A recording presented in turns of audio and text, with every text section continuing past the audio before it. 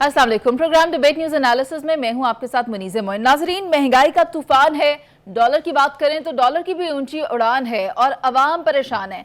ऐसे में हुकूमत ने फैसला किया है मिनी बजट लाने और दरामदाद पर 3% तक फ्लड लेवी आयद करने का। पैनल में मेरे साथ पीजे मीर सर मौजूद हैं, नवीद चौधरी साहब मौजूद हैं, इफ्तिखार अहमद साहब और जावेद इकबाल साहब मौजूद हैं। तो मैं सबसे पहले इस पर इफ्तिखार साहब आपकी राय लेना चाहूँगी। आप क्या समझते हैं, मिनी बजट के आने के बाद क्या महंगाई में कोई कमी आ सकेगी? फ़िलहाल तो कोई मिनी बजट नहीं आ रहा और महज तजावीज़ हैं जो ज़ेर बहस आ रही हैं। उन पे भी दो स्कूल ऑफ थाट हैं। एक स्कूल ऑफ थाट है कि सागदार जो है उसकी बात मान ली जाए, एक स्कूल ऑफ थाट है कि नहीं, ये सागदार की तजवीज़ मुनासिब नहीं है, इसलिए अभी तक दोनों में से किसी की कोई तजवीज़ भी मंजूर नहीं हुई।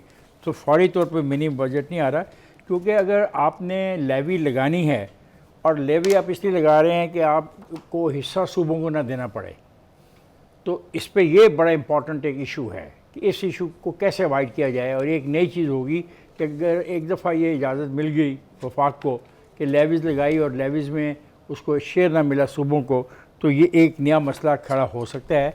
तो मैं समझता हूँ फौरी तौर पर तो कोई ऐसा नज़र नहीं आ रहा है आज या कल में।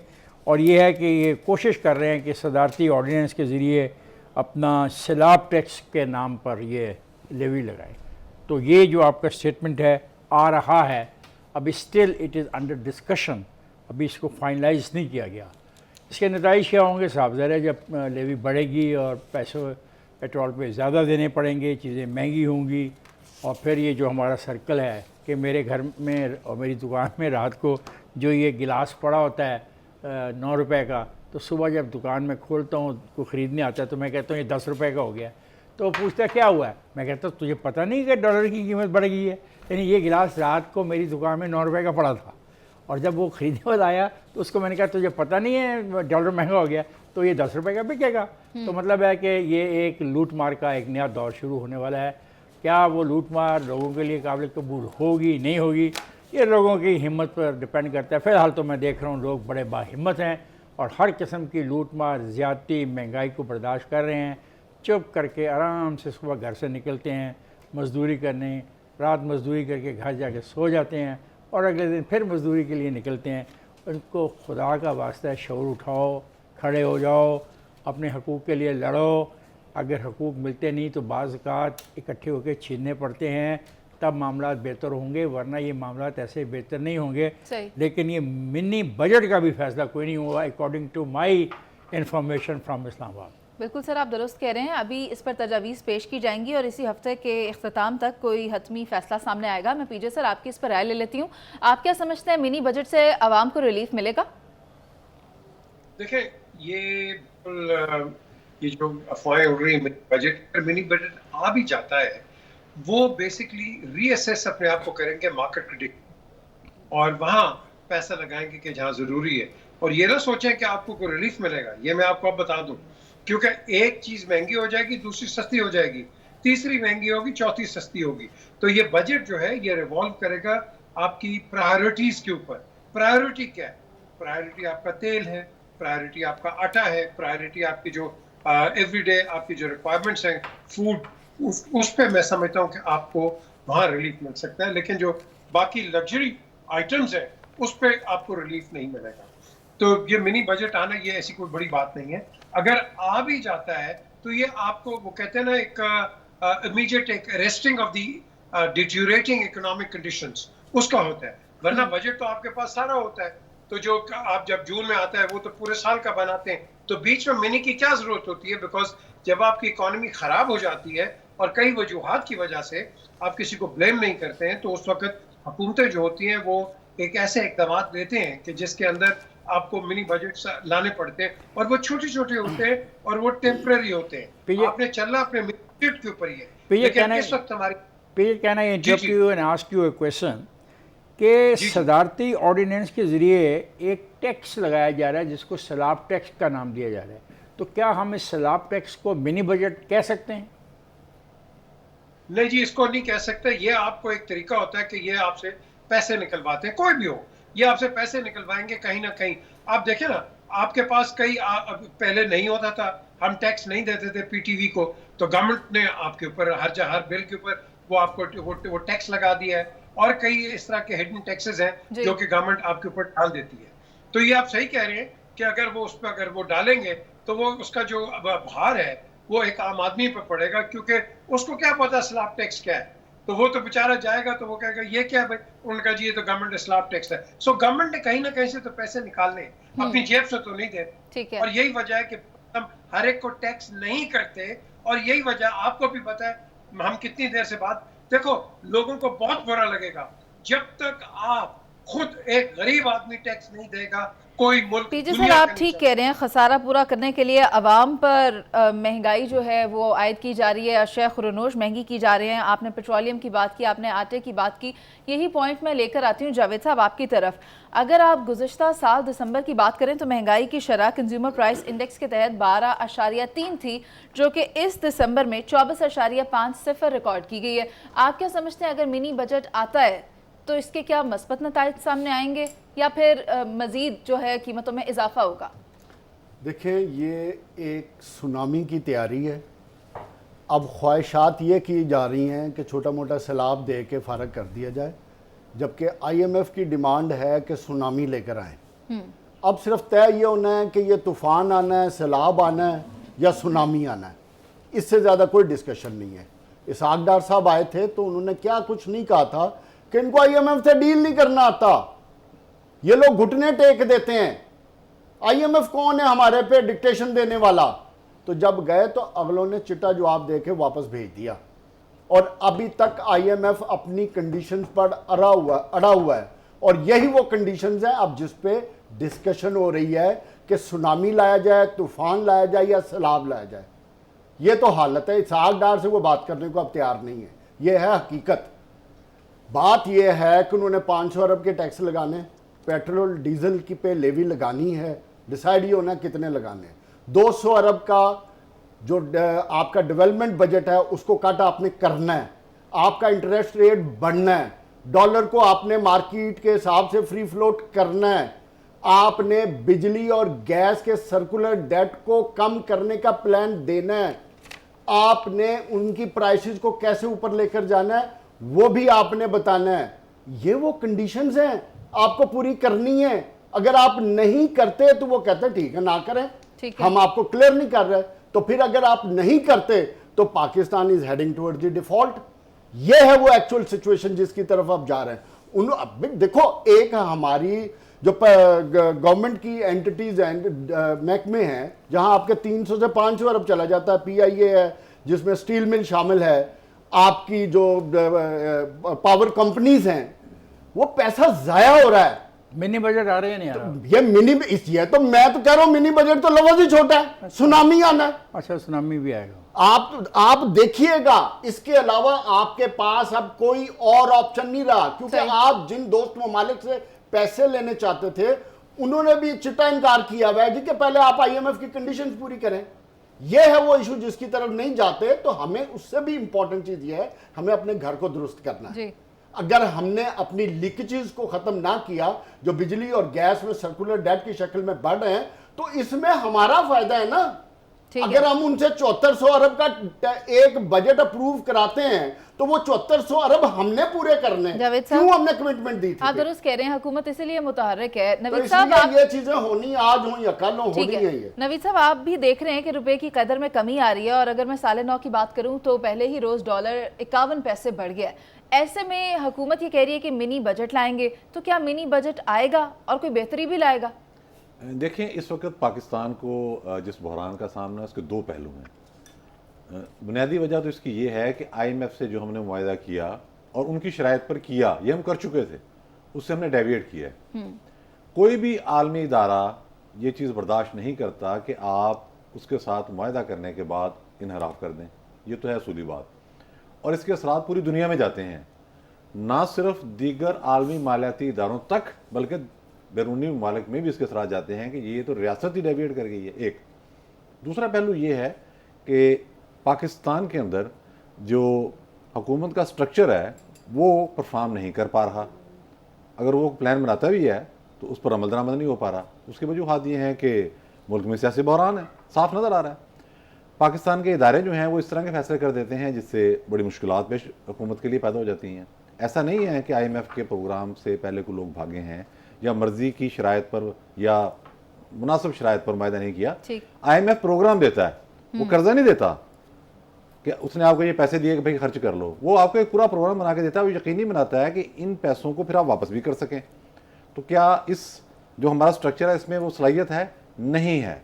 उसकी रीज़न ये है कि आपके सारे बड़े बड़े मनसूबे रुके हुए हैं।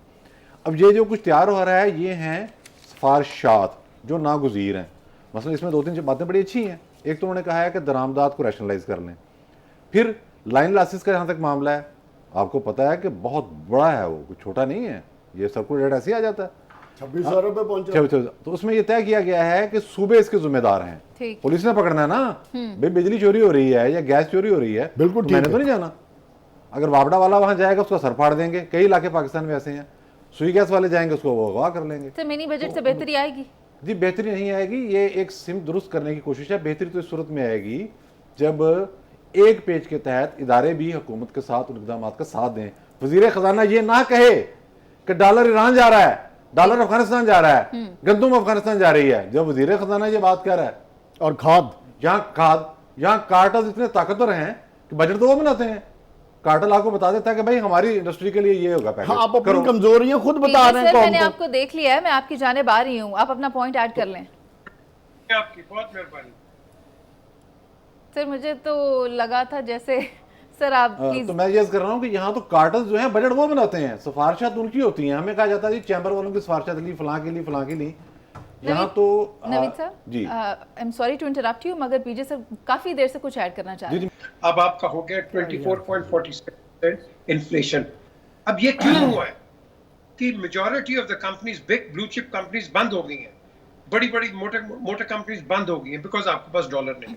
एक ये वजह क्या है? बिकॉज हमारी ये जो बात अब इन्होंने की है ना कि जी डॉलर सारा अफगानिस्तान जा रहा है, आपका मार्केट चेक ही कोई नहीं है। ये आज की हुकूमत नहीं है, ये कभी से कोई चेक नहीं करता बिकॉज वोट बैंक खराब होता है जी। भाई आप चेक करें, कंज्यूमर प्रोटेक्शन करें, ये पूरी दुनिया में होता है। आप नहीं करोगे, हमारे पास यही हालात होंगे। बिल्कुल पीजे सर, आप दुरुस्त फरमा रहे हैं कि मुल्क में पीजे आप बहुत बड़ी बात करते हैं।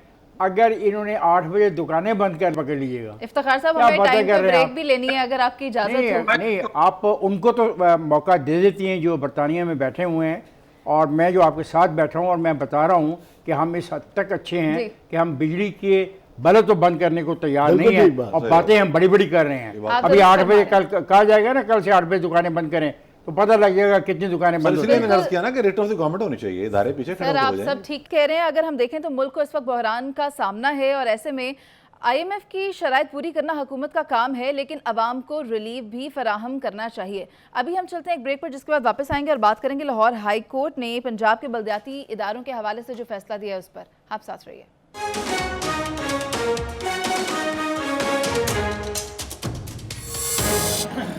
Welcome back. Lahore high court का फैसला आया है और पंजाब में लोकल गवर्नमेंट एडमिनिस्ट्रेटर्स का तकर्रुर, नए मंसूबे, MNAs, MPAs के फंड्स की तकसीम को कलअदम करार दे दिया गया है।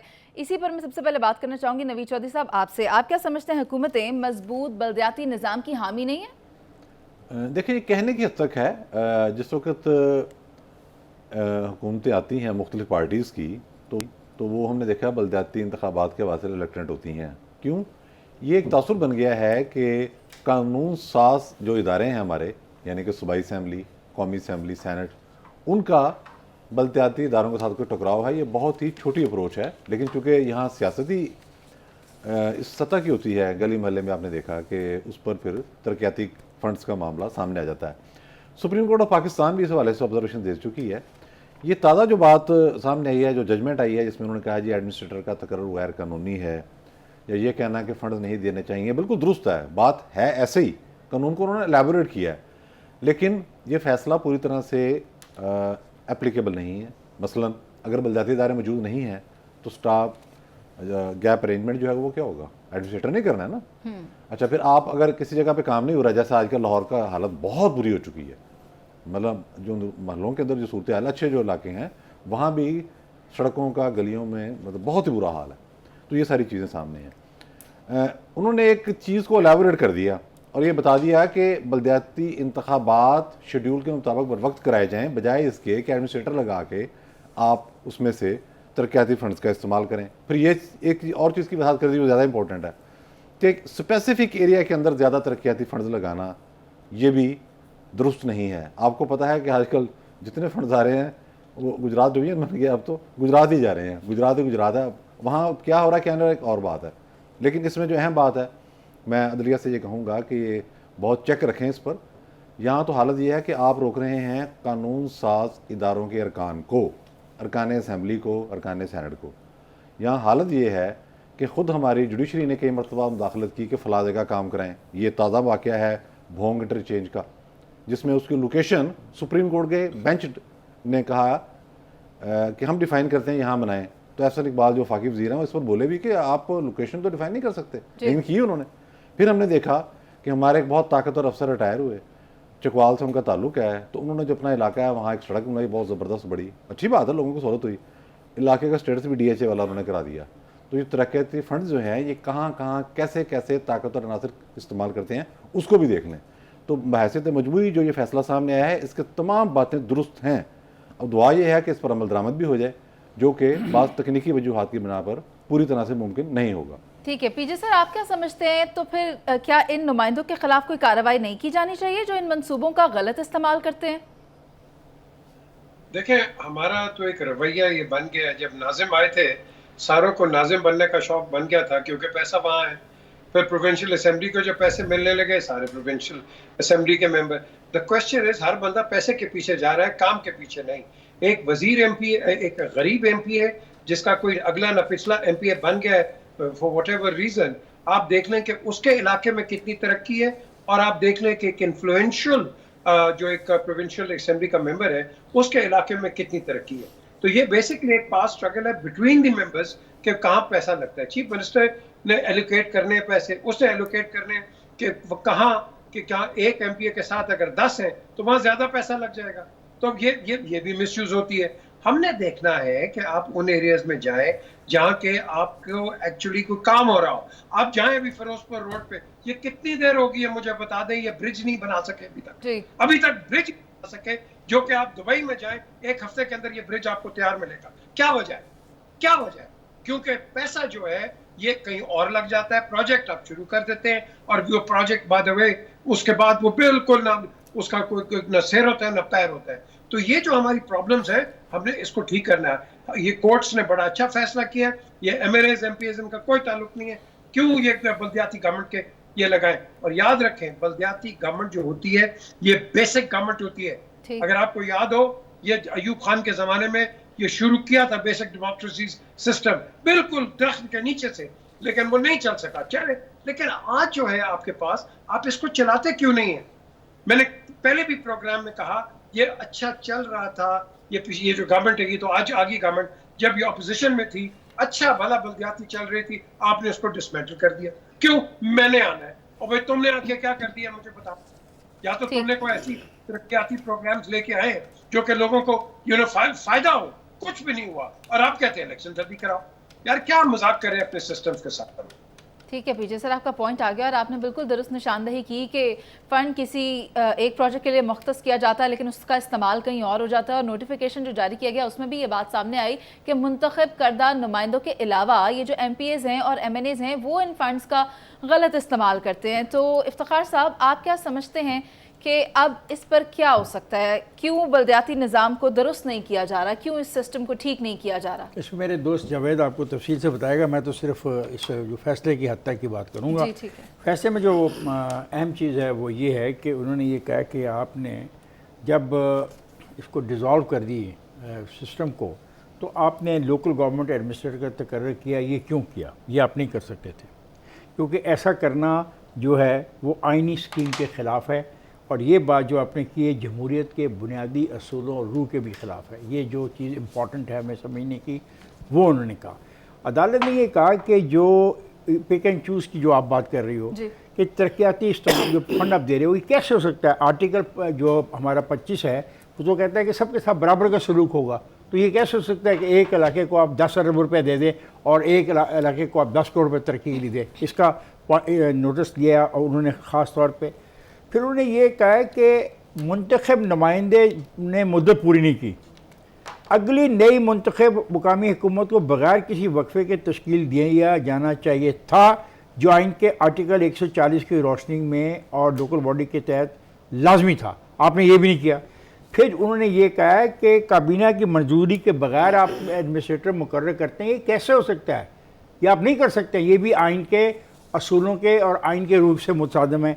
अगली बात जो उन्होंने कही है वो कही है कि लोकल बॉडीज़ के दायरा कार में मौजूद तरक्याती कामों के लिए MNAs और MPs को फ़ंड जारी करने का कोई भी एग्जेक्टिव ऑर्डर जो है वो गैर कानूनी है और वो PLG एक्ट 2002 के सेक्शन 4 से मुतसादम है। तो बहुत बेसिक डिसीजन है इसका। और ये बात जो हमारे दोस्त कह रहे हैं क्या इस पर अमल होगा या नहीं होगा, कल मैंने यहाँ पे इसी टेबल पे एक बात कही थी, अदालतों को फैसले करते वक्त इस बात का एहसास करना चाहिए क्या वो काबिल अमल हैं या नहीं, और अगर उन पर अमल नहीं हो रहा तो फिर ये देखिए आपके फैसलों पर से ही लोगों का इत्मीनान अगर ख़त्म हो गया, जो हो जाएगा क्योंकि अमल तो होना नहीं, तो फिर क्या होगा ये भी कभी सोचिए जब आप अपनी फैसला कर रहे होते हैं। जी जावेद साहब, आप क्या कहेंगे फिर कि हुकूमतें मजबूत बलदियाती निज़ाम की हामी नहीं है क्या? देखिए, उससे पहले मैं जो इफ्तिखार साहब ने बात की है ना, अदालतों के लिए सोचने का मकाम है कि वो फैसले करती हैं और उस पर अमल दरामद नहीं होता। अगर नहीं होता तो फिर आप ऐसे फैसले भी ना करें। आपने इस्लामाबाद में जो फैसला किया उस फैसले का क्या हुआ, आप वेट करते हैं। कराची और पाकिस्तान में जो इस वक्त सिचुएशन है वो सिचुएशन इन्हीं आपके फैसलों की वजह से है। यह है डायलेमा ऑफ होल सिचुएशन। बुनियादी तौर पे सारी लड़ाई 15 से 25% सियासी रिश्वत की है, ये इससे ज़्यादा कुछ नहीं है। ये सियासी रिश्वत जो चीफ मिनिस्टर साहब अपनी मर्जी के लोगों को देना चाहते हैं, MNA MPs की शक्ल में उनको जो देते हैं, ये उसको कंट्रोल करना चाहते हैं, और इससे ज़्यादा इसमें कोई कहानी नहीं है।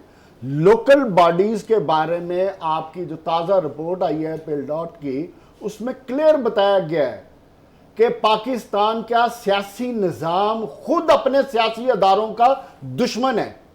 दुश्मनी क्या है कि जो एक पहली सीढ़ी है आपकी जमहूरियत की, लोकल गवर्नमेंट का सिस्टम, आप उससे भागे हुए हैं। क्यों भागे हुए हैं? इसलिए भागे हुए हैं दो वजूहात की वजह से।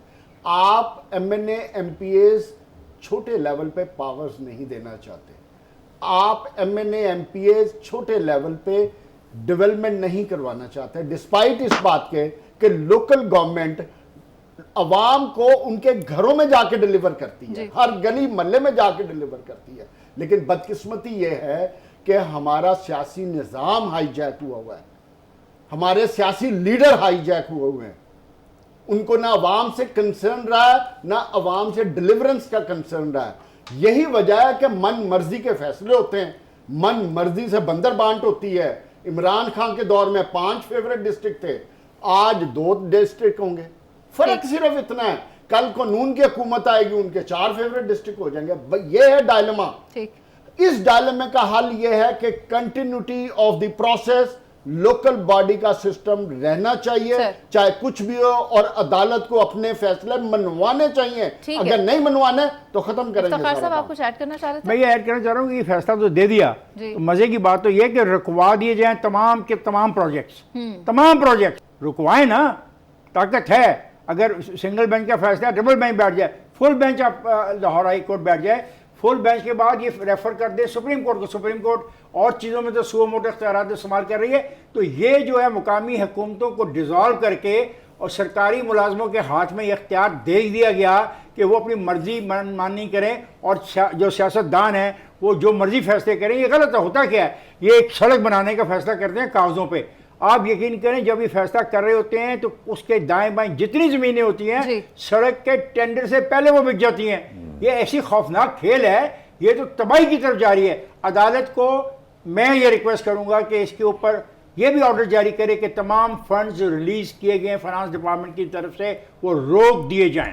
बल्कि आखिरी एक बात, इसको सुप्रीम कोर्ट को करना चाहिए, ताकि ये सिर्फ पंजाब का मसला नहीं है ये ठीक है। चारों सूबों का मसला जावेद है। साहब, इफ्तिखार साहब ने बहुत अच्छी तजवीज़ पेश की है, मगर मजबूत बलदियाती निज़ाम से जमहूरियत मजबूत होती है। ये बात अगर सबको समझ आ जाए तो इससे बेहतर कौन सी बात है। अभी हम एक ब्रेक पर चलते हैं, जिसके बाद वापस आएंगे और इमरान खान पर होने वाले कातिलाना हमले की फॉरेंसिक रिपोर्ट सामने आई है, उस पर करेंगे बात।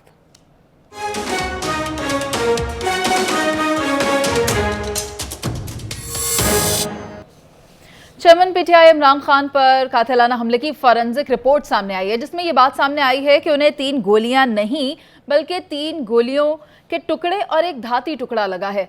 जबकि दूसरी जानिब एक और स्टेटमेंट सामने आ रही है मुशीर दाखिला पंजाब की जानिब से, और वो ये कह रहे हैं कि फॉरेंसिक रिपोर्ट में ये बात सामने आई है कि इमरान खान पर मुनज़्ज़म तौर पर 3 हमला आवरों ने फायर किए हैं। मैं नवीद चौधरी साहब आपसे ये पूछना चाहूँगी कि फॉरेंसिक रिपोर्ट में आखिर क्या सामने आया है। फॉरेंसिक रिपोर्ट में हकीकत सामने आ गई है। ज़ाहिर है इसको चेंज करने की अगर कोशिश थी, और इस हवाले से एक आध प्रेस कॉन्फ्रेंस भी की गई चंद रोज़ पहले, वो कामयाब नहीं हो सकी। लेकिन प्रोपेगेंडा के महाज पर ज़ाहिर है पीटीआई को बड़ी महारत हासिल है, वो उछालती है। ये इमरान खान साहब का जो वाक़या है और उसके बाद ये फॉरेंसिक रिपोर्ट है, ये क्लासिकल एग्जाम्पल है पाकिस्तान के अंदर लाडले लोगों के लिए किसी कायदे कानून का इतलाक़ नहीं होता। एक वाक़या होता है, फौजदारी कानून के तहत मुकदमा उस पर हो जाता है। अब वहाँ आर्मी चीफ से लेकर सिपाही तक, वज़ीर आज़म से लेकर एक नायब कासिद तक, हर आदमी जो है उस पर एक ही तरह से कानून का इतलाक़ होगा। अब जब वाक़या हो गया तो उसके बाद मेडिको लीगल होना था, बड़े अजीब व गरीब वाक़यात होना शुरू हो गए। पहले तो इल्ज़ामात लगे, पता नहीं कहाँ तक बात चली गई। फिर हमने देखा कि वज़ीराबाद से लाहौर तशरीफ़ ले आए इमरान खान साहब, और यहाँ आके शौकत खानम अस्पताल के अंदर चले गए, जो कैंसर रिसर्च सेंटर है बेसिकली। फिर वहाँ मामला चलने शुरू हो गए। ज़ाहिर है इदारे भी इंटरेस्टेड नहीं होंगे, प्रोपेगेंडा ही हो रहा था ना एक तरह का। फिर पता लगा जी कि उनको 4 गोलियाँ लगी हैं। फिर किसी ने कहा जी वो गोलियाँ नहीं थी, वो ब्लास्ट ही, चूँकि एक गोली की ज़्यादा थी या 2 गोलियों की वो टूट के लगी तो उससे पीस लगे। इससे पहले हमने देखा जो एक्चुअल वाक़या है, 1122 का एहलकार अंदर जा रहा है, वो कहता है कि एक जगह पे खून बह रहा था, सिर्फ मैंने वहाँ पट्टी वट्टी की और उसके बाद आ गया, और उसके बाद उसको नौकरी से निकाल दिया गया। उसके बाद वो भी नजर नहीं आया। अगर गोली लगी हो तो ये ह्यूमन साइकी है, जितना मर्जी दिलेर आदमी हो, वो कोई सलाहुद्दीन अय्यूबी हो, कोई हो, वो कहेगा कि पहले तो अस्पताल ले जाएं सबसे पहले ना। सीधी सी बात है ना जी। अब ज़ाहिर है कि वो पीस लगे, गोली की वेलोसिटी थी, वो टूटी, उसके पीस लगे, कितने लगे, कैसे लगे, फिर हमें वो जख्म भी दिखाए गए। तो ये सारी चीज़ें एक तमाशा बन गई, लेकिन इसमें कानून को रगेदा गया, कानून की वायलेशन हुई। अब क्या है फॉरेंसिक रिपोर्ट? फॉरेंसिक रिपोर्ट ये कहती है कि एक साइड से, बाईं साइड से 8 गोलियां चली हैं। ठीक। वो जो नवीद नामी मुल्ज़म है, उसने अपने पिस्तौल से 8 गोलियां चलाई। वो अब जिस तरह से भी गई, जैसे भी लगी। फिर उन्होंने ये बताया कि 2 गोलियां कंटेनर के ऊपर से आई हैं। ये फॉरेंसिक रिपोर्ट में शामिल है। अच्छा, मुअज़्ज़म के सर पे जो गोली लगी, जो एक तरफ से निकली और फिर दूसरे से यहाँ से आई और यहाँ से निकल गई, उसका पूरी रिपोर्ट सामने आ गई है, उसका बल्कि मैपिंग भी आ गई है। वो इमरान खान साहब के कंटेनर से चली, जो यकीनन गार्ड ने चलाई। ज़ाहिर घबरा के चलाई होगी ना। नवीद साहब, माज़रत के साथ मैं फिर कहूँगी, वहाँ भी कानून का इतलाक़ नहीं किया गया सर। तो ये फॉरेंसिक रिपोर्ट जो है, मैं सिर्फ अर्ज़ कर देता हूँ, ये वाज़े कर रही है कि कानून किसी मौके पर भी जो फौजदारी कानून था उसके कवायद व ज़वाबित पर अमल दरामद नहीं किया गया, जिससे ये मसला सियासी बनाने की कोशिश की जा रही है। नवीद साहब, आपने बिल्कुल जामे तौर पर इसको ब्रीफ तो कर दिया, लेकिन इफ्तिखार साहब आपसे मैं एक इन्फॉर्मेशन भी शेयर कर लूँ। इसमें इमरान खान के सिक्योरिटी गार्ड के असलहे को भी क्लियर करार दे दिया गया है, तो फिर ये क्या मामला है? पता नहीं कौन क्या कर रहा था, कहाँ से गोलियाँ आ रही थी, किधर गोलियाँ जा रही थी। मैं चूँकि फ्रांसिक का माहिर नहीं हूँ, तो मैं तो जो रिपोर्ट हुकूमत पंजाब ने दी है, चीफ मिनिस्टर साहब परवेज़ इलाही साहब हैं, उनके नीचे तमाम अदारे हैं, फ्रांसिक रिपोर्टें भी वही बनती हैं। मैं इत्तफाक़ करता हूँ जो फ्रांसिक रिपोर्ट ने कहा दुरुस्त ही कहा होगा। हम ऐसे ना जानते हैं, ना कुछ, ना हमें पता है, और हम बैठे यहाँ पे तकारीर करते हैं। I stand with the forensic report issued by the government of Punjab in the case of Imran Khan versus state, या इमरान खान वर्सेस पता नहीं वो जो नाम, किसी आदमी का नाम तो FIR में होगा। I agree with it. ठीक है, तो मैं पीजे सर आपकी राय लेना चाहूँगी। इमरान खान पर हमले की जो फॉरेंसिक रिपोर्ट है वो सामने आई है, और जो इतनी देर से सूरत हाल एक पैदा की गई थी कि इमरान खान को गोलियां लगी और इतनी देर प्लास्टर चढ़ाए रखा, जो कि उतारा भी नहीं, उसी तरह तकरीरें की, वीडियो लिंक से खिताब किया, वो सारा मामला क्या था और ये क्या माजरा है? देखें, जहाँ कईयों को ठीक लगेगा वो ठीक होगी रिपोर्ट, कईयों को नहीं होगा वो नहीं लगेगी। मुझे तो बताया ना पहले बेनज़ीर भुट्टो का फोरेंसिक, आपने उनका पोस्टमार्टम क्यों नहीं किया? ये लीगल रिक्वायरमेंट क्यों नहीं हुआ? मुझे बताएं इसका, मैं तो वहीं था। लेकिन नहीं, बिल्कुल नहीं हुआ। फिर उसके बाद आप देखें कि वो क्राइम का एरिया किस तरह हो गया, वो फोरेंसिक कहाँ चला गया, कोई पूछता ही नहीं, किसी की बात नहीं करता। इतनी बड़ी लीडर हमारी चलेगी and no one speaks about it. Imran Khan, Allah उसको लंबी जिंदगी दे, अगर उसको कल लग जाती, वो फेटल होती, फिर क्या होता, फिर हम क्या डिस्कशन करते। द क्वेश्चन इज कि देखो अब आपके पास whether you like it or whether you don't like it, आपके पास एक रिपोर्ट आई है, यू एक्सेप्ट दैट रिपोर्ट। हाँ, उसके अंदर से कीड़े निकालना है, वो हम बैठ के हर प्रोग्राम में कर सकते हैं। I think this is not the time for it. जो उन्होंने कर दिया, लेट्स मूव ऑन। क्यों ये कब तक हम इस पर डिबेट करेंगे? इमरान को एक गोली इधर लगी, दूसरी इधर लगी, तीसरी इधर, ये चला कैसे, ये खड़ा कैसे होता है, बैठता कैसे, ये हम क्या, यही हमारे पास नेशनल पॉलिटिक्स में रह गया।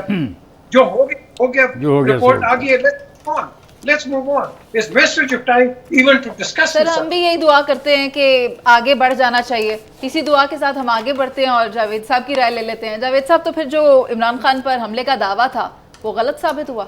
बात दावे की नहीं है, ये क्लासिकल एग्जाम्पल है ये पूरा केस कि आपका सिस्टम कितना दकियानूस है और इस पे किस तरीके से हकायक को जिस तरीके से मस्क किया जाता है, उसके बाद एक ऐसी सिचुएशन क्रिएट हो जाती है, किसी को कुछ समझ नहीं आता सच क्या है या झूठ का है।